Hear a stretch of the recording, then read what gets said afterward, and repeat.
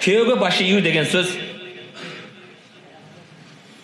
күйөө дагы туура жолго, адал жолго, Аллах буйрган, пайгамбар көрсөткөн жолго буйрган кезде. Бирок күйөө келип, кийимиңди чечкин, кыска юбка кийгин, жылаң баш болгун, атың өчкүр арактан куйгун. Ла таата лил махлук фи маъсиятил халик. Аллага күнөө болгон нерседе махлукка баш ийүү жок. Аял эркекке эмнеде баш ийет экен? Шар'ий жолда, адал болгон туура жолда. Туура эмес жолго үндөгөн кезде, туура эмес жолго чакырган кезде аял баш ийбеш укугу бар. Бирок ошол эле кезде кээде аялдарыбыз, урматтуу мусулман бир тууган, күйөөнү эмес, ата-энесин угуп калат.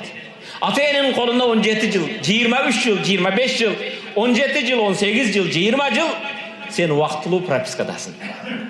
Ошол кезге чейин ачка калса кыз, кийимсиз калса, билимсиз калса, ооруп калса, ата жооп берет.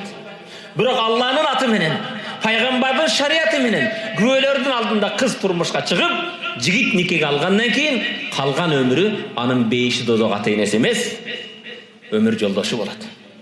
Апам андай деди, энем мындай деди.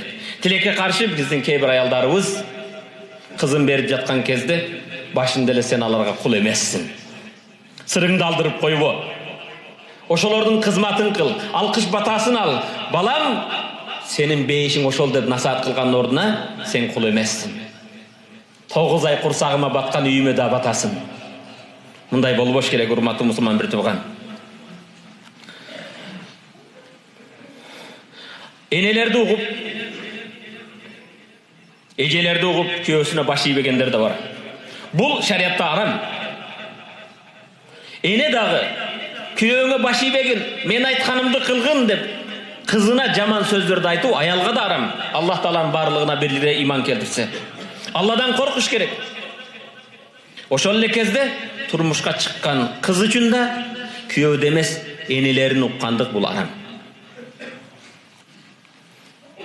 Ошондуктан ислам уламалары айтат: "Би аннал мар'a иза тазавважат", качан бир аял турмушка чыкса, "Кана заужуха амлак", анын ээси ага хактуураак күйөөсү болот, ата-энеси эмес. Мина бабай ата-эненен көрө ким жооптуу болот экен? Күйөөсү.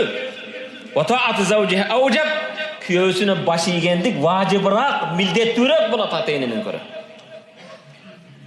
La yahillu laha an tuti'a wahidan min abawayhima fi talaqih. Ошондой эле күйөөңдү кыйна берсе, жоңду ал, келе бер деп ата-энесин уккандык шариатта харам.